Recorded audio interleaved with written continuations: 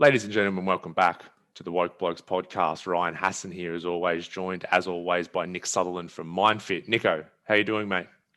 Yes, I am alive and very, very well, thank you. Looking like you're at Myndfit HQ there, mate, in the meditation Myndfit space. HQ in the meditation space. Yes, so we've got these cool things behind me. So Wow. it's gonna go up on the wall. When's that gonna get stolen? Wow. Just went straight there, didn't you? Sorry, Just went Nick. straight there. Sorry. Went straight there. That's okay, because I'm not still in suffering, so it didn't trigger me. No, it looks nice. Very nice. It was actually very funny. Well played. Yeah. Once again, though, the person that laughs at my jokes the most is me.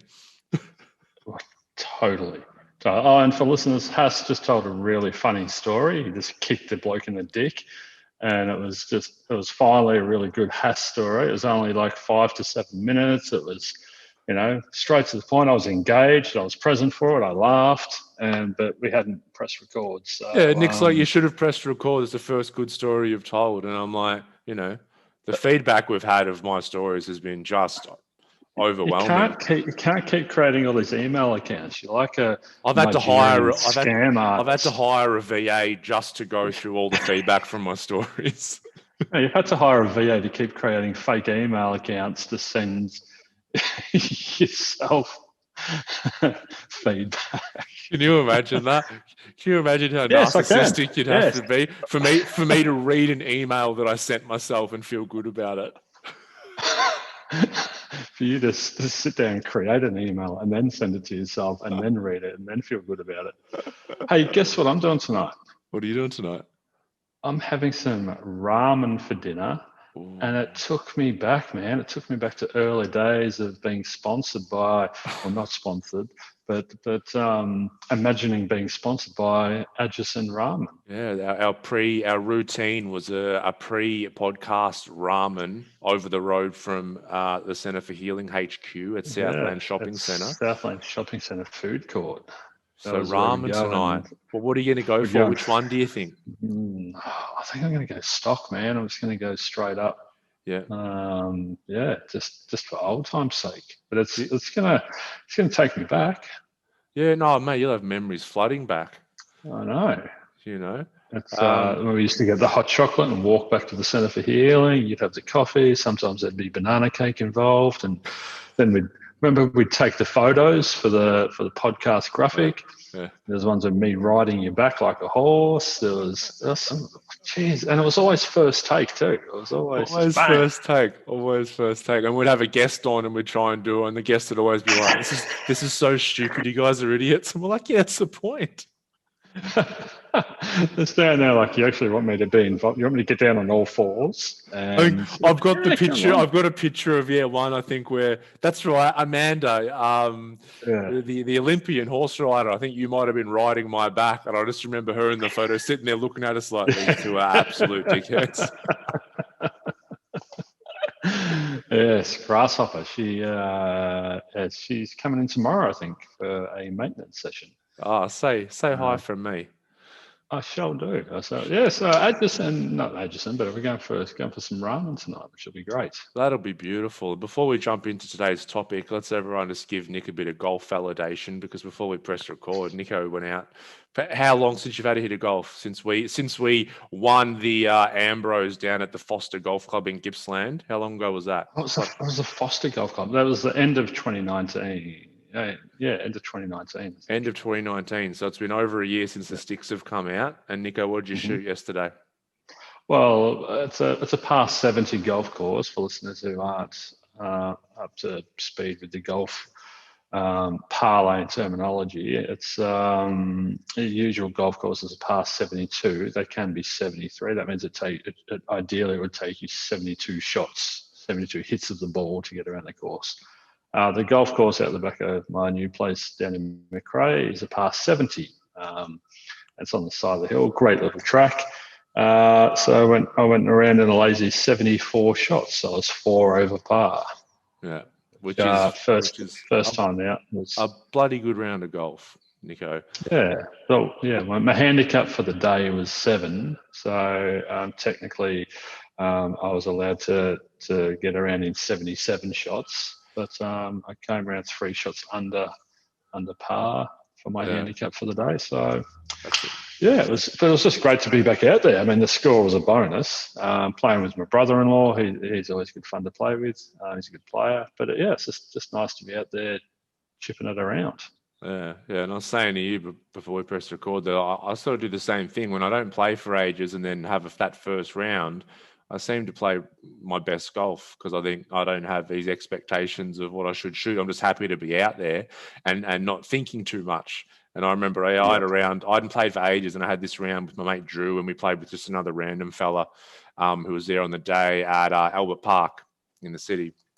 And and yeah, I shot a 76, which is like my best score ever, And I wasn't even scoring. Drew was scoring, but I wasn't even sort of keeping up to date. And I remember I was about 5 over after the first 5 holes or something. I'm like, oh, here we go, another standard round for me.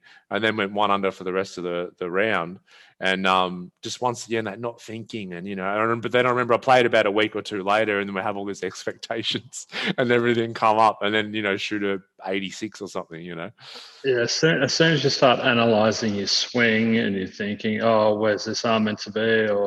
Or why didn't I do that? So you're gone. As soon as you start make it too much of a conscious process, you're not going to do too well.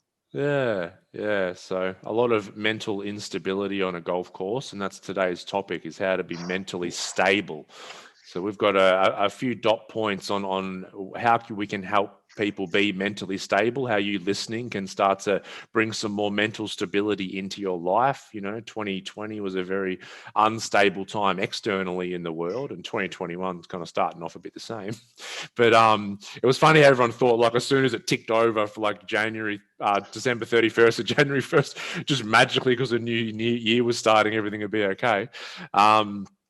But we're going to talk about mental stability today, how to create that inner environment, which is a much more stable place to be, which is what we're all, a lot of people are striving for in this day and age. So we've got some dot points here that Nico's written out, and we'll go back and forth with each, and hopefully you can take something away from it, and after listening to this show, bring a bit more mental stability into your life. I think it's important to preface this by saying that all of us are doing the best that we can with what we have. Yeah. So let's not go into binary thinking and anyone's doing anything right or wrong or good or bad or anything. It's just, we're all doing the best with what we have. We all have the capacity to learn and improve, like anything though. We can always be better. We can always get better. But getting better doesn't mean that we're bad now. So, but a lot of people are also walking around with an expectation that they should just be automatically happy, and that I should just be feeling good all the time. And I ask every client, what's the definition of happiness? And they always sit there and you can hear the tumbleweed sort of blows through the office and crickets in the background, and it's like, oh, I don't know. It's just, when everything goes my way and I always get what I want and people like me, and I'm like, oh, the three amigos. Dun, dun, dun. Yeah, there they are. I need a little Mexican button. Dun, dun, dun, dun, dun, dun. Put your Mexican sombrero on. So, I wanted to today just to sort of talk about, what are some things that we need to be mindful of in order to create. And by mentally stable, once again, that's also emotionally stable too. So ideally, our emotional state would be, relatively calm and composed most of the time. We're not heightened. We're not in our emotions. We're not triggered and in a reactive state. Where we're more present and mindful and responsive and choosing, most of the time how we think and feel and behave. So that's the work that we're focused on in here. So I thought we'd bring a bit of that. Yeah. Well, I think we've used the analogy before that, if we look at our mental and emotional health as that garden out the back that we haven't been paying attention to when it's a bit overgrown. These are some tips or some takeaways that we can use that, metaphorically speaking, we can start to do a little bit of weeding in that garden and get it looking nice and tended to. Well, need to know what tools you need to keep that garden in shape as well. Yes. So the first dot point is getting out of our comfort zone. And you've got in brackets here our needs versus our wants. So let's talk a little bit, Nico, about our comfort zone. Yeah, well, we have basic human needs. I like to use the work of Dr. William Glasser and his basic human needs in the work that he does in choice theory and reality therapy. And so a lot of the time people are just doing what they want. I want to do this, I'm going to do that. And I want to sleep in, because I think I'm tired. Where what we actually need to do is to get up and go to the gym if we have that planned. Or, I just want to eat that cake. And then, okay, that's good. You might enjoy it, but then you go, oh, well, I just want to finish all of it. I may as well. What we need to do is to pull up and push it away and save it for another day. So this concept of needs versus wants, I think we need to get out of our comfort zone a little bit more, and that's really where our growth lies. You've heard the expression, I think, Hass, that there's a couple of comfort zones, a beautiful place, but nothing ever grows there. But the one we use a lot is a ship is safe in harbour, but that's not what ships are built for. They're meant to be out there in the waves. Out there on the ocean, man. Yeah, but a lot of people, they're either their metaphoric ship is tied to the dock and just got them in barnacles. And they'll just go and sit on the ship and, this is nice, and have a cup of tea and a martini out on the deck, and then step back onto the jetty and off they go. Yeah, exactly. And go back into and the harbour is the comfort zone. Some people will start sailing around the harbour and, I'm going to do it this time. I'm going to get out the heads. No. I'll do it next time. So I do another lap. I'm going to do it this time. No. I'll stay in here, because they come up against the edge of your comfort zone. Yep. And it is challenging. Yeah, well, that's what we're afraid of, the edges, and I think that you said nothing grows in that comfort zone. I would say that the longer we're in our comfort zone, the more that comfort zone shrinks. Well, I'd call so we use the term comfort slob as well. Yeah. Yes, I've heard you use that one. Yep. Yeah, and so I was a comfort slob. I was a person who, not only didn't leave the safety of the harbour, but just neglected my metaphoric boat as my metaphoric ship. And I was just a comfort slob, and I was just all tucked up. But it was the anxiety that I was creating through my imagination being out of control that was creating all the reasons why I couldn't go and do this. So a head or a belief system filled with limiting beliefs. Yep. Because we don't, when we touch those edges, we feel uncomfortable, we feel anxious.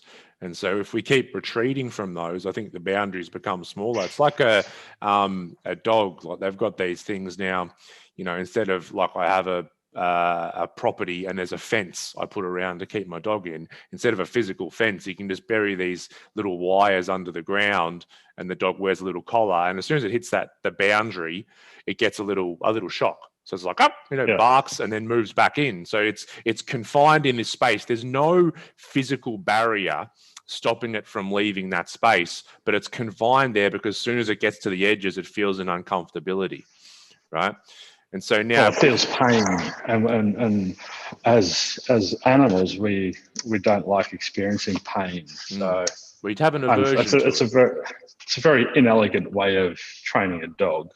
Absolutely. To actually put the time and energy into it. Absolutely. But, if the dog started to push up against that edge just slightly and realized that it was getting a little shock and it wasn't going to get, permanently damaged, it might start to get used to that feeling of uncomfortability. And it might actually get to a point where it just runs free of those boundaries and is free to go where it wants. Now, that the comfort zone edges that we have as human beings, once again, they're not physical. Like, unless we're in jail and we're confined to a physical cell, most people are confined to these imaginary cells that are created by our mind. But like what you said, these limiting beliefs and this not willing to feel uncomfortable. It's like maybe you deeply want to give a talk on a subject that you're very passionate about, but you're just that uncomfortability and an anxiety of speaking in front of people is too much, so you don't do it. So you kind of deny your self-expression.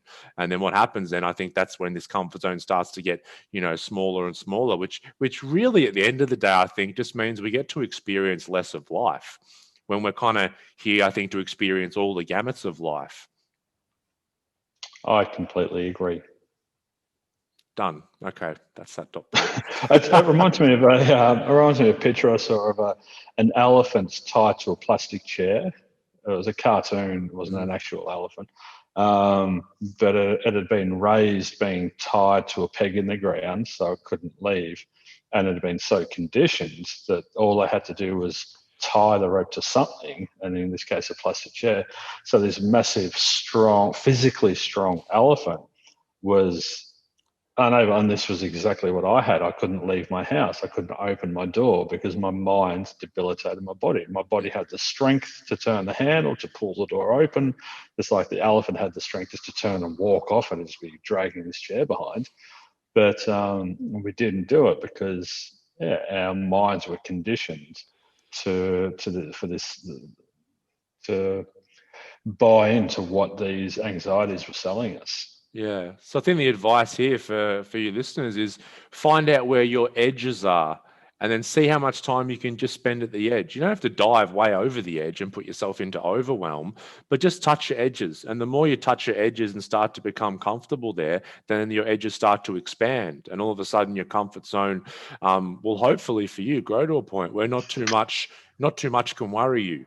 You know, it's like, oh, we need you to go and You can still feel it, but you feel nervous instead of anxious, and you feel um, our motto at Myndfit is discomfort precedes success. So when you find the edge of that comfort zone, it's really important to acknowledge it, but then go into that constructive thinking and tell yourself why I can do this instead of why I can't do it. Your current mindset will be to try and convince yourself of why you can't do it, and that's designed to keep you safe. But there really is nothing to fear except if you're operating off "I must be liked" and you're going to go out there and think that people are going to laugh at you or whatever. It's all in your head. It's all your imagination. So if you can reroute the thoughts that are coming in and create a different narrative in your head, and convince yourself of all the reasons why I can do this instead of why I can't, that's where your growth is going to lie. But it's going to take leaning into that discomfort and being really present to observe those destructive thoughts and then to flip them into constructive thoughts. Yep. Yep. So true. I completely agree. And we kind of have comfort zones in different areas of our life. Like the edges will be different. So the edges might be different in relationship compared to work, compared to social, compared to money. Some people have so many limiting beliefs and everything around money that they don't even talk about it. It's like they don't even sit down. It's like, oh, we should sit down and make a budget. It's like, no, I don't want to talk about money because it's too uncomfortable to even talk about. And in a relationship, it could be even speaking up to express your needs. And that's an edge of your comfort zone because that can be based on a number of things. And so it's like, am I willing to step in and express my needs this time? Because once you realize that if you do that, you'll still be okay. If you talk about money, you'll still be okay. That's when we can start to expand these edges a little bit more. And it's funny when people do it and they come into the office a week later for the next session and they'll tell me an example of what they did. And I'll stand up and say, come outside for a minute. And I'll look up and I'll like, it doesn't look like we've been hit by a meteorite. It's like the world didn't end just because you got out of your comfort zone. They have a laugh and I'm like, yeah, no. And what we're laughing at is how irrational their mind was to try and keep them safe. And that's what anxiety is. We've spoken about. It's like a big bodyguard, and its sole purpose is to keep you safe. But it can't differentiate between real or perceived and actual danger.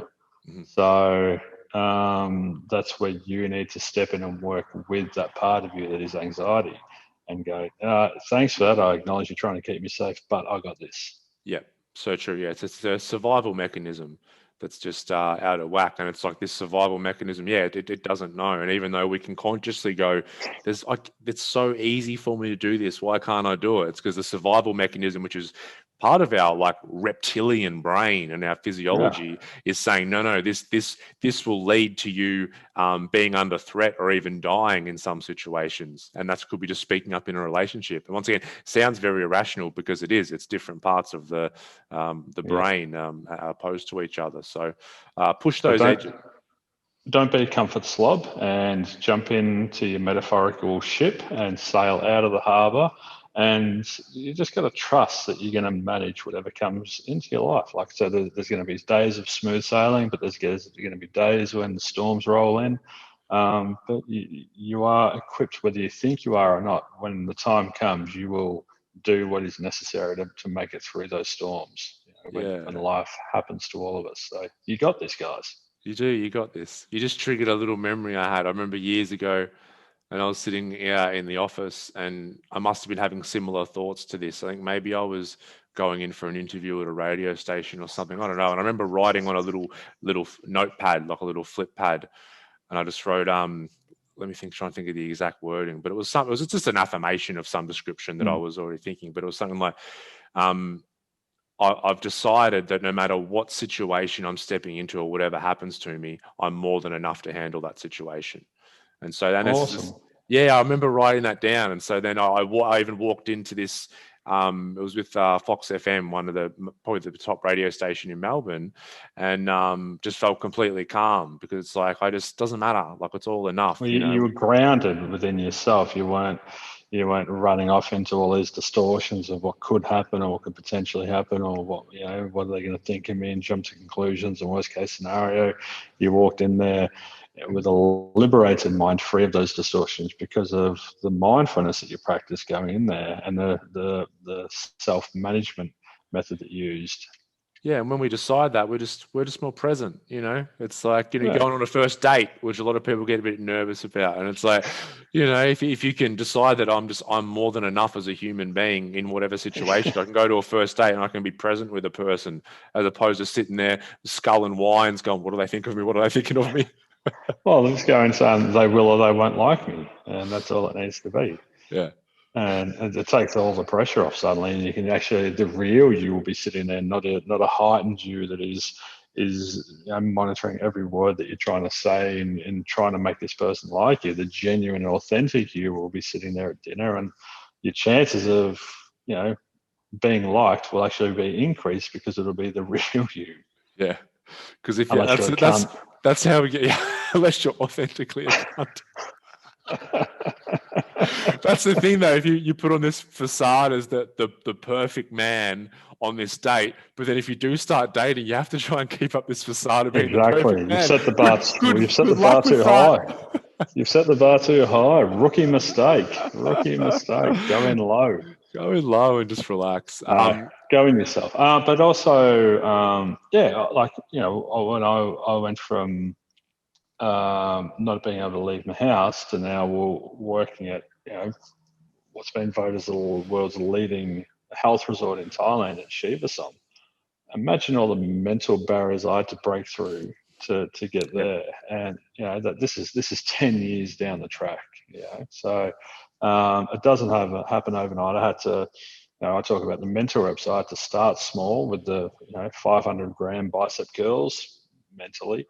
And work my way. So by the time Shivasom popped up in my life, the potential for it, I just was like working with the universe by that stage. I'll flip them an email, and they will or they won't, invite me to come there, and I will or I won't have the right stuff to go and work at this resort, and apparently I did, so there I am. And that's it. And that's if you don't do those mental reps and get past that kind of shame-based identity, then you don't send that email, you don't reach out, because automatically you think like, well, I was, for me, like, oh, I was a bloody junkie, drug addict. Like, why would I be able to do that? Or for you, like, oh, I had agoraphobia and couldn't leave my house. Like, why would they want me? And we run into this imposter syndrome or this shame-based identity, and we've got to break free of that, because we're all... Who am I to work there? Who am I to be this? Who am I to do that? You're the perfect person to do it. You're amazing. I had this session with our kinesiologist Heidi when we had the physical center, and I remember it was so funny because I was doing just some speaking gigs, and I had this idea of doing some more speaking, but we found out that I had this limit on how much I felt like I could charge. Like, it was like, I don't know, like $500 or $600 an hour to do a talk, and that was like this ceiling that I had subconsciously. This is my worth. Yeah, that's right. And I couldn't, like, if someone paid me more than that, that's, you can't do that. That's for an hour. That's too much. And then we worked on that with a few different techniques that she did, and then she while we were doing some technique, and she was rubbing some points on my head and doing whatever magical stuff that she does, and she said, "Are they paying you for an hour, or like?" She goes, "Tell me how many books you've read, or audios you've listened to, or courses that you've done over the last however many years." And I burst out laughing. Like, I pissed myself, because all of a sudden it just became so funny to me. Because like, I thought about the fucking 100 books that I've read on mental health, addiction, and human behavior, the countless courses I've done, all that kind of stuff. And I thought it was hilarious. The And then, liters of GHB that you've consumed. yeah. and then literally like a month later, I booked some speaking gig for about $1,500 for an hour, and there was no shame in there, because I'm like, you're not paying for an hour, you're paying for a bloody lifetime experience. These blocks that we put on ourselves, you know. Yeah, it's awesome. It's like the story of the company that had this machine. It was making all this produce and whatever, and the machine broke down, and they rang this technician. They said, "Oh, can you come out and fix it?" So, and he's like, "Oh yeah, what's happening?" Blah blah blah. But it's costing us, $100,000 an hour, in Production. Yeah, production. And he goes, "Oh, I'll come out soon." And so he gets out there, and he just walks behind the thing, pulls the cover off, pulls one switch out, puts another switch in, closes the thing, all good to go, walks off. "Oh, thank you so much." Yep, starts running properly. Gets home and he invoices them for 10 grand. And the manager's like, "What the fuck? Like, you can't put in one switch, what the fuck?" And Took you like, 5 minutes. How much was it costing you for me to not have that switch in? And he said, "But you're not paying me for that 5 minutes. You're paying me for the years I studied engineering and the countless times I've had to figure all this out, blah, blah, blah." So it's I think, yeah, I've heard that story. It was like, the labor was this much for me doing it, but the 900 and whatever grand was for knowing which switch to pull out and put in. Yeah. You're paying me for my knowledge, not for my time. And I'm the same with, it was funny when I got out of my time for money exchange business method, I suppose, or model. And I started when I created the programs, and I've worked with my clients, a couple of clients, to reach the price point for it. And yeah, I said, "Well, how much do I charge?" Da, da, da. And they did the math based on their hourly rate that I used to charge. And they're like, "Well, it should be this." I'm like, "Okay, and what have you received out of doing my work with me?" And they're like, "Oh, fuck, sky's the limit. I've got my business still, my marriage is still intact, I'm still seeing my kids, I'm still alive, etc., etc." I'm like, "All right, so would you charge $700 for it, or whatever the amount was?" And they're like, "Oh, yeah, that's a bit low, isn't it?" and I said, "Yeah." So working with them, we reached this price point which we all thought was sort of fair and just out of people's comfort zone, because that's where I want people to be before they even start working with me. But yeah, they're not paying me for the hour that they're sitting there with me. They're paying for the time, the years I spent suffering and then studying. And they're paying for your metanoia. My metanoia, mate. Oi, this is how much my metanoia costs, mate. Okay, let's move on, because you spent heaps long on that one, but it's an important one. Out of your comfort zone, it's very important. Next one's exercise. So mental stability and exercise, moving your physical body, has a great effect on our mental and emotional health. There's many studies out that show that exercise is or sometimes twice as effective as antidepressant drugs. A lot of pharmaceutical companies won't promote those studies for obvious reasons. But in that as well, they're just changing the chemical storm that's in our brain. So they can actually mask the effects as well. So like, you use medication that just numbs and masks all the feelings, or changes the feelings. So too can take exercise, because you're getting all these endorphins kicking in. So a lot of clients I work with actually use exercise as a coping mechanism. It's an unhealthy exercise. Yeah. So exercise, getting out for a walk and going to the gym is good, but don't do it to make yourself feel better. Do it as part of your overall health and well-being regime or routine. But just everything in balance. Yeah, be aware, like with everything that, me and Nick have spoken about many times, be aware about your relationship, not just with your relationship with booze or your relationship with friends but your relationship with exercise or any of these things, because, too much of anything is not good. But in terms of exercise, also just find out what you like, because that looks different for everyone. Make it fun, yeah. So Yeah. you're doing Muay Thai, and I went and played golf. So I walked 7Ks playing golf. It's Have burning have a a lot hit of of calories. tennis, go, Go for a skate, but yoga. wear elbow pads and knee pads. Don't fall off your skateboard like Don't Nico. fall off a skateboard. Go scuba diving. That's still exercise. Exercise is great because it can be a very meditative experience for people. Like you get in the zone, or you're just so focused on what you're doing, your mind's not running off into what am I having for dinner tonight, or you're actually very present when you're exercising. So Yeah, and this also ties into the kind of comfort slob bit as well, because our bodies have evolved to move to a certain extent. We've evolved this utility that they want to move and want to be stressed, whether that's resistance wise or cardiovascular wise. They like stress in small doses, and that's what exercise is. So well, I think they like resistance. I'd change the word stress to resistance. mhm. So the body only gets stronger through meeting resistance in terms of lifting up a weight or doing a push up or something like that. And so that's how your physical health can improve and create resilience and whatnot. But our mental health is the same, and that's what we're talking about, comfort zone. Our mind needs to come into contact with resistance as well, and then push through it or use it to strengthen our minds. Yeah, I would still use the word stress, because I think that there's two types of stress. I think they call it, there's eustress, which is like EU stress, and chronic stress. And so Like eustress, sheep stress, yeah. or chronic the drug stress. the, So the New there's the New Zealanders have all sorts of eustress when they escape the field. Um, so eustress is like, so shout out to our Kiwi listeners across the ditch, by the way. yeah, sure, whatever the hell you say that. I don't know. I haven't learned that word since we've had New Zealand listeners. Sure, Um, bro. sure, bro. So eustress is like me going to the gym, lifting weights for an hour. I've literally stressed my body, and then the stress is over, and I go home and I rest, and then that starts to repair in the system and grows back stronger. So healthy, and you can call that resistance if you like. Yeah, right. Same Yeah, thing, but it's healthy.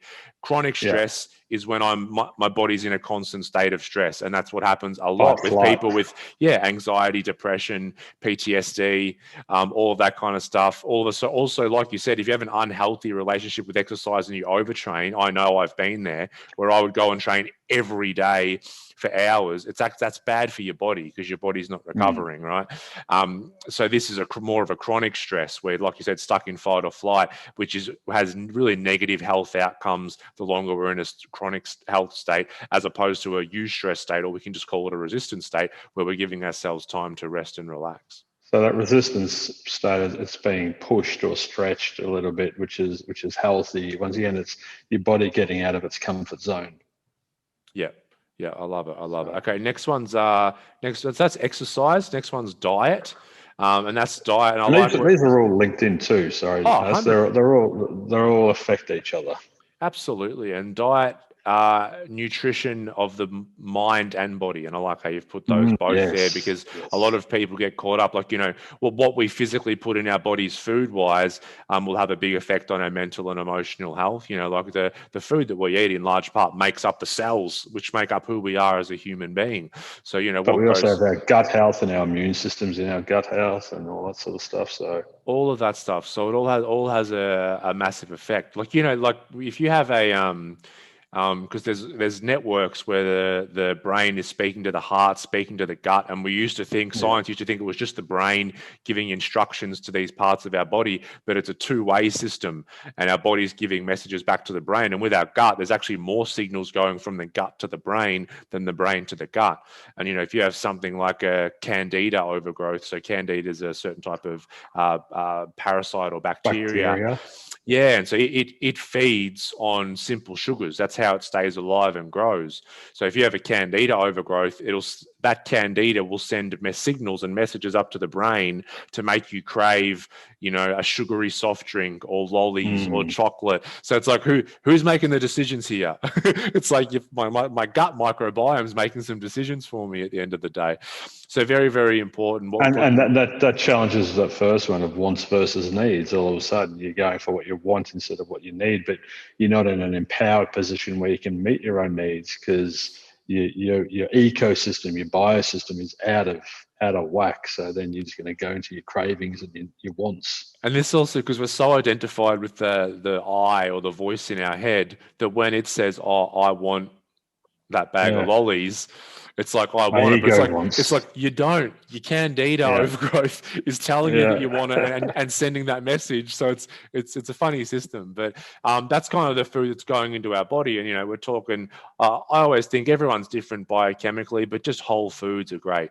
Whether you want to be more plant based or you're into meat or whatever. I think whole foods is the way to go. Like something that's the less processed. Yeah, like how many stages are there between what you're eating and the original product, and if you're more than two or one or two, it's like, okay, I think I'm getting a little bit away from what this naturally is in the wild.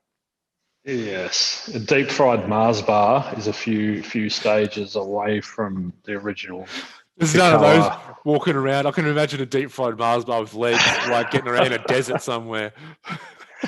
But you're right. It's as I've put there, the diet, nutrition of mind and body. So a lot of time and energy is spent and focused on what we're consuming physically. But even in that, there's a bit of a trap because people are going, "Oh, I'm eating really healthy," but a lot of people don't eat to their body's nutritional needs. So a lot of women I've worked in the past are actually under consuming. They're like, "I'm eating really healthy." I'm like, "No, you're eating cleaner calories," but I'm not a nutritionist. I don't even dare try and step in that space, but I think I can reflect these to them. So you're eating a cleaner calorie, but you're still not. Your body might need 1,800 calories a day just to keep all the systems running properly, and you're eating in 1,000 calories a day. You're in an 800 calorie deficit. It's just going to be stripping muscle mass, which is actually going to be having an adverse effect. So it's about doing it smart, doing it educated, doing it according to not what you think or not what a nutritionist thinks, but what does your body actually require? Don't use that as a starting point. Yeah. My good friend Holly Sinclair, who's a wizard with all this stuff, and I know that so many, like the vast majority, because she's in women's health, although she does work with men and work with myself in the past, but the vast majority of women are just under eating, and they can be healthy and in the fitness industry and eating, the right things, but they're just not eating enough. And that's when the body starts to catabolize, when it starts to actually eat away at itself, like you said, the muscle, skinny fat, and the tissue, and all that stuff. And there's this negative connotation that well, if I eat more, I'm going to put on all this weight, but oftentimes that's just not the case because calorie restriction ramps down the metabolism so much that it gets very, very low. And if we ramp it up, our metabolism can ramp up as well. So we actually won't put on a weight a lot of the time if we're still eating the right things. And also because it's reducing muscle mass, it'll reduce the bone density as well, which opens women up, and this is a big thing, to osteoporosis and arthritis and all that sort of stuff. So just because you're chasing a certain image, you're actually going to create a lot of underlying issues. So don't go for the image, go for the health. And that's where we need to look at what we're consuming mentally as well, is how much time are you sitting in front of Netflix or Facebook, or what podcasts you're listening to. You're just watching Jackass all day, or actually coming into information that is healthy for your mind. But it's also finding a balance. So nothing wrong with a bit of Jackass, but as long as it's balanced out. Jackass is junk food for the sake of this, and then a bit of woke Blokes podcast, which could be some iceberg lettuce. It's just that balancing it all out. Because I don't know if we're iceberg lettuce, Nick. Like, come on. No, I just had some iceberg lettuce the other day, and it was delicious. So it was a bit of a throwback to the 80s there. But It's because a lot of people go too far into the researching, the studying, and the consuming what they think is healthy content, but they're not actually either putting into practice in real life or getting that real life experience. It's all too conscious. It's all too Yeah. in their heads. And also, don't hang out with jackasses. Look at your social circle. That's a diet as well. Or everything that's coming into our consciousness is part of our diet.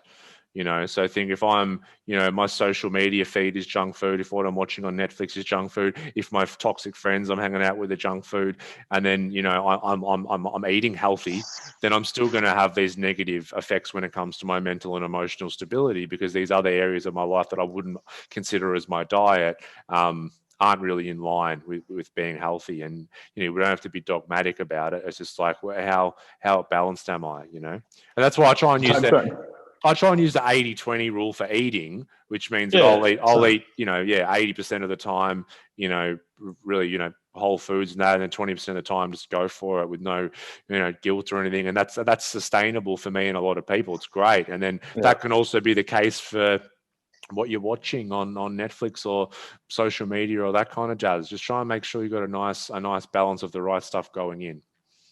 And that's the percentage we use for constructive and destructive thinking. Most people come in 20% mindfully responding to stimulus and events and situation, 80% just being triggered and reactive.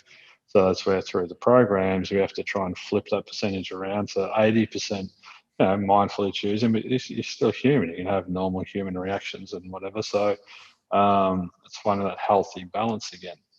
Yeah, absolutely. And that ties into the next stop point is mental training. So we talked Ooh. about exercise and physical training, but we want to be doing some mental training as well. And that can take many forms. Nick's, copyrighted favorite term, mental reps. Well, for those not watching on YouTube, Nick's doing push-ups. Just doing some mental training. I'm inside my brain right now, just pushing through. I can keep going. I can keep going. Nick's going to be puffed out for the rest of the episode now. No, I'm not. Don't jump to a conclusion. See, it's when it's a destructive thinking. That said more about you than it said about me. No, I'm trying to hang crap on you. That makes me happy. Yeah, I know, but it doesn't work, Hass. It doesn't work on this. That's why I keep trying. Yes.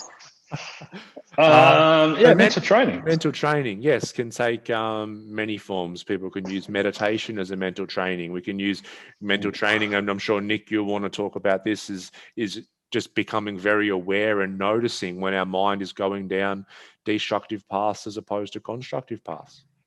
Well, that's what the Vipassana training, the 10 days of silent meditating in stillness in the same position. That's the meditation that we work with here with all our clients. And we just advise people to do it for even 15 minutes a day. Just start the morning sitting in your body and just not allowing that restless, mindless action, because it sort of grounds you and puts you in a good state. So, but it comes back to that the mind needs to encounter resistance in order to get stronger. So when you sit there and you can observe the sensation, that's all it is, that this is uncomfortable, I want to move my leg or I want to itch my nose, and you resist the temptation to do that.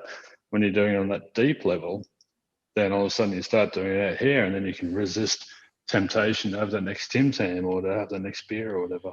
Yeah, or when your partner or someone says something that you don't like, and you can feel that anger rising in you. And when it's normally an automatic reaction just to try and hurt them with words, you can sort of say, okay, I'm going to be with this anger. This is like a mental / emotional training. Or I'm not going to take this personally. It doesn't mean that this person doesn't love me anymore. It just means that they're in suffering, and hurt people. So you can stay conscious, you can stay present in between that stimulus and then choosing how you're going to respond. So what that person actually needs, and this is needs versus wants again, what they need is to check in. Hey, this is a bit out of character for you. Are you okay? Or hey, it sounds like you're actually trying to pick a fight or hurt me with this. Is that what you're after? And that leads to a very different outcome. Instead of you getting heightened and triggering, fuck you as well, then the whole thing burns down. And that's where the training comes in, because like an argument with a partner is like the the big heavy deadlift. That's one of the hardest times if you haven't trained, to be able to be present, in that moment, because we really want to defend ourselves in those moments. But if you do this training and you can be able to tolerate more of these either thoughts or emotional reactions, then you can get to a point where even in an argument, in a relationship, you can still remain present. And because what happens in a relationship, someone gets emotionally triggered and they just try and, like you said, hurt people. They're trying to project the hurt. Then this person feels hurt, and it's like a tennis match of projecting the hurt. And it gets to a point where, you're pulling up things that happened years ago. You're pulling up all this other shit that went on, and it could have been over the most trivial thing. But you can stop that tennis match very, very early on and put your racket and ball down if you do this mental training, and actually come to a place where you connect deeper with your partner as opposed to feeling further apart. Or you can mindfully and consciously respect that you may need some space in that moment instead. One person may need just to go into, go for a quick walk around the block or whatever to bring themselves out of that heightened state, and then come back to the discussion later on. You don't have to go deep right then and then in the moment. You can give things time to simmer down a bit. So, but yeah, just being present to make that decision takes training, because it's not human nature. It's not human nature at all. No. Next top point is healing trauma. So healing trauma is very, very important when we're talking about mental and emotional stability. People that have been through trauma tend to be stuck in fight, flight, or freeze to a certain extent in certain areas of their life. And this doesn't just mean big acute traumas, like people tend to think of the word trauma and think, okay, sexual abuse, physical abuse, car crash, veterans coming back from war, all of that kind of stuff. But, these can be just these undigested life experiences that we or unneed mets when we were younger that we're trying to overcompensate for, and that kind of thing. Unmet needs? Yep. I think you said unneed mets. Did I? Yeah. Yeah. I just wanted to clarify. You thought I had a new term that I'd come up with. I did. I was intrigued. I was like, oh, what's this? Unmet needs. And I know I could do that because I was listening actively to you, Ryan. I was engaged in what you were saying. So, a lot of people have these stored impressions. I love how the Hindus have a word called Samskara, which is a mental and emotional impression that is left on us, which is basically an undigested life experience that we hold inside. So many things come into our consciousness throughout a day, and so much of it we just let come in and move through us. But there's these certain things that happen, and these big things that can happen when we're younger and we're kids that we weren't able to process and let all the way in because they were too painful, and we store those. And then these start to play out in patterns later in life, whether it be in relationships or with friends or work, or we run into issues with anxiety, depression, other mental illness. And going back and doing that deeper healing work is often necessary for some people. Otherwise, we keep running into the same mental and emotional patterns. And it doesn't need to be super uncomfortable. It can be, some people have a deep cathartic abreaction, emotional release, and all of the, I had, that was my experience, a few different traumas. But some people I've worked with just sort of go, ping, and they're like, oh, and there's just this shift. And all of a sudden, that's all I needed. It was like going to the chiropractor and just like click and just, give it a crack, where other people need to go and have surgery. So, trauma, I love the way that you put it, and that the Hindu philosophy about it. And trauma could be, we've found tiny little, what I call emotional splinters, where a very vulnerable child will hear their mum say to them, geez, you're an idiot. And it's just that one little thing in a moment where they're super vulnerable because they're just looking to their parent for emotional support or whatever, and they get the opposite, and that splinter will find its way in. And that adult will grow up. It'll be like the pea under the mattress, in the Sleeping Beauty. And they'll grow up and they'll be having a job and they'll be in a relationship and they'll be this and that, the other thing. But just deep, they won't feel worthy of it all, or they won't feel they deserve it, or they'll question whether they should have it or not. And it's all because of, geez, you're an idiot. Yeah. So, and then someone, maybe they presented a report at work and their superior said, oh, you didn't quite do this right. And all of a sudden that part of them There comes it through to the comes. surface and it's like massive emotional reaction. And then we're like, what? Why am I so reactive to this one little thing? And it's because that little person that was told they were an idiot when they were vulnerable has become very active. And this is what trauma is. Traumas are held in the body and they're these relics of the past. So the past gets activated with things that happen now. Yeah. So we, oftentimes if we find ourselves in positions where we're not feeling worthy or good enough, and, we need to start looking at some of these experiences that we had that we weren't able to digest, because we can. The good news is, which is fantastic, we can go back as big adults and we can process a lot of these experiences when we were more vulnerable kids. It's just like we're babushka dolls. There's all these different versions of us. So people say humans are like onions. We all have many layers, or however you want to describe it. But yeah, so the adult version is trying to hold down a job or a relationship, but the 12 or the 8 or the 5-year-old version of them that got told that they're a fucking moron, they're the one that's putting on the emotional handbrake, and that's the one that us therapists need to find and then go and work with. And I often say to the others, "Oh no, you're fine. I don't need to work with you. Where's your 5-year-old? Let's do some work with them." And life will show us where these parts are still active. And like if you use, so when you get in an argument with a partner and you say like, oh, well, you're acting like such a kid. It's like, yeah, we're actually being a kid in that moment. Because let's use the example of that person with the splinter who was told they're an idiot. If they're in an argument 30 years later and their partner says, oh, you're such an idiot, then bang, they're back at that trauma, and reliving it. But those three amigos, I must get what I want, must be loved, and must be perfect. You can hear how childlike they are in their nature. Yeah. And you think of a child at the supermarket, I want that toy. No, I'm not getting it. You don't love me anymore. Hang on. That's a bit of a leap. Yeah. I do love you. I love you enough to keep terrible sugar out of your system. Oh, well, I'm not getting what I want and my life's not perfect. So you can hear, it sounds like a 5-year-old operating on those three amigos. Yeah, it's the adult. We're wearing the adult suits with this little adult babushka tantrum. doll Having inside. an adult tantrum. Yeah, but it comes back to that mental training though of learning, of doing the work, as you and I call it, to put us in a position where the adult can have an emotional reaction that's in proportion to what they're experiencing. And that's so crucial. That's so key in emotional intelligence, and that relationship management is sort of the fourth sector of that EQ. But it's that, all right, what's happened here? Someone's just called me an idiot. All right, I can, if I fly off the handle and go into a meltdown and cry my eyes out, then that's a clear red flag or signal there's some unhealed stuff going on there, because the adult didn't stay present in that moment. The child went, oh, hang on, that sounds familiar. Yep, that's right. Yes, I've heard that before. Whoa. Yeah, this once again leads back to us, the comfort zone's the first point, doesn't it? Because we can live life one of two ways. We can live life whenever something, triggers or disturbs us inside, we can go in and go, wow, I had such a big emotional reaction to that. Maybe I need to look or investigate as to where that comes from.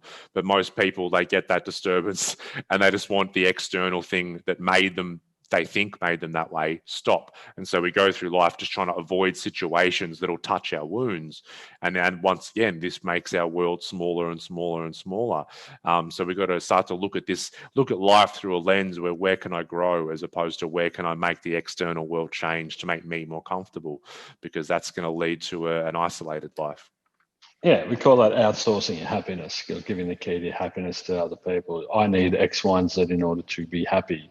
And that's a very disempowering roller coaster way of living, where if I've got A, B, and C in place, and like Hass did earlier, I am grounded. I am enough for this. You've got that internal A, B, and C in place to then just move through whatever life puts before you. Bloody oath. All right. We've already covered meditation. We've got environment and social connection. We can probably put those two together. Environment is very, very important. We need to do sometimes a bit of an audit on our physical environment, because, oftentimes, and Nick, you tell me if you see the same thing, but it's like, sometimes clients will come in and we'll do some work, maybe some chatting, some might do some deeper healing work, and someone will feel really, really nice. They'll feel really fantastic and everything afterwards. But if they're in a toxic environment, it's like a fish in a toxic fish bowl. And it's like you're taking the fish out of the fish bowl and they'll come and do a therapy session and feel fantastic. But if they go back in that toxic fish bowl, they're going to start to feel toxic again. So we sometimes need to understand our environment. And for me, especially working with, a lot of drug addicts and that kind of thing, it's having that hard discussion where it's like we can sit here and do a lot of healing work and I can get you in probably a better mental and emotional place. But if you're in this environment, the chances of you actually getting off drugs are very, very small. So, we have to audit our environment sometimes. It doesn't have to be something as drastic as drug addiction, but even just this mental and emotional stability. Like, what is my environment like? Who are the people around me? What is my space like? Go back to the garden, the internal garden that we talk about. And if there's a plant, a belief in there that I am a good person, but it's in really shitty soil, it's been, an oil drum has tipped over on it and just ruined it. It's not going to grow. It's not going to really thrive. It's not going to, be amazing as it could be. So we do need to look at the people we are with and look at the work that we're in. It can be soul destroying. There's so many energy vampires out there. If you're doing things just from a place of ego, that's going to be really unhealthy as well. So all these things you said, and we do need to step back and audit and have a look objectively at what's going on. And we don't need to judge our friends or our family. We don't need to go, well, you're the toxic one or anything like that. It's just an awareness, a consciousness, a mindfulness of it. And when I'm with these people, I don't feel so great. So I am not a tree. I can actually move. I can change my environment, and it's okay to do that, because if we don't, we keep doing the work, and it's like going to the gym and then going home and just eating KFC all week and watching Netflix. Nothing much is going to change. So Yeah, I mean, especially if things like work, we spend such a vast majority of our life at work, and so many people are just doing shit that they don't want to be doing. And I'm not telling people, go out and leave your job now. Like, especially now is a touchy time because a lot of people, work's up in the air. COVID's thrown a lot of things, throw a lot of us a curveball and that kind of thing. But there's so many people that I speak to, and as humans, we seem to be very addicted to security and the familiar, and it's like people get, it's called the golden handcuffs. I love that term, where we're getting a nice little paycheck, but we're doing something we don't want to do. So we're able, where we can buy the nice car and we can get the nice house, but we're in golden handcuffs because we're addicted to that paycheck. And what happens, we spend 8 or 9, 10 hours a day doing something that isn't feeding our heart and our soul. And then we go home and we just want to try and forget about it and escape it. And that's when we might... That's the comfort zone again. That's the comfort zone that we spoke about earlier. Yeah, and so people get scared of that. And it's like, a lot of the times, if you really check in and speak to the right people and work out, hey, I'm going to leave this job and maybe I'll go somewhere else where I don't earn as much, but my God, I'm so much happier doing it. That's what it's all about at the end of the day. Like, what are we trying to make more money for? Because we want to feel okay, because the more toxic work is, then the more at home we're going to try and escape the toxicity. So we'll drink, we'll eat junk food, we'll escape because we're just so worried. Money. Because that'll cost money.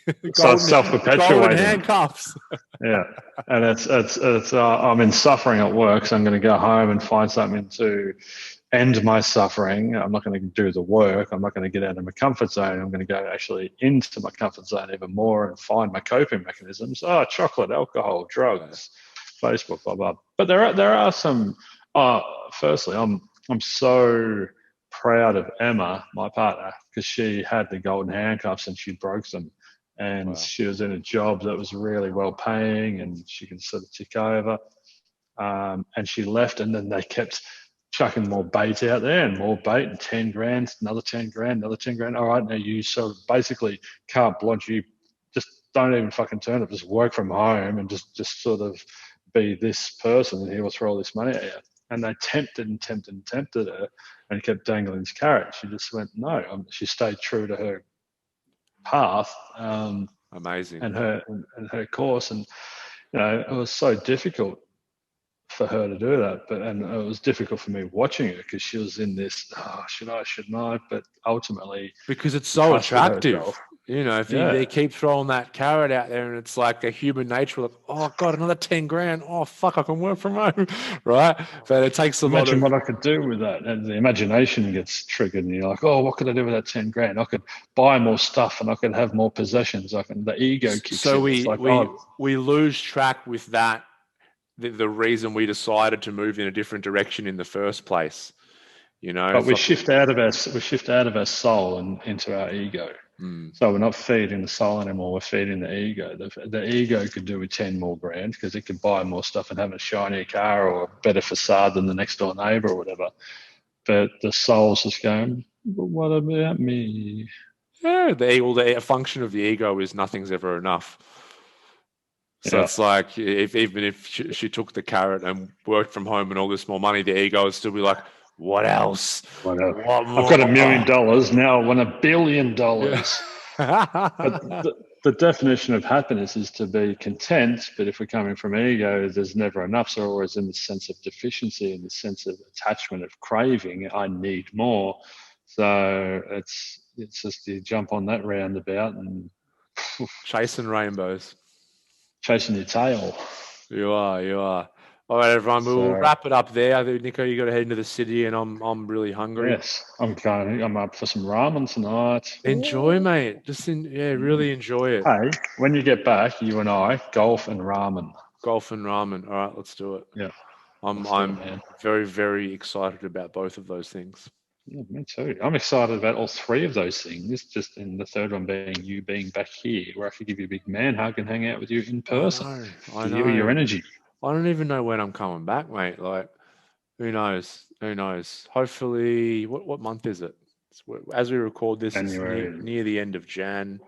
Yeah, I'm hoping March. I'm hoping to be back by my Okay. birthday. Look, I'm not attached to a desired outcome. It'll Neither am be I. whenever it needs to be. Yeah, But I'm still allowed to look forward to it. yeah. Mine too.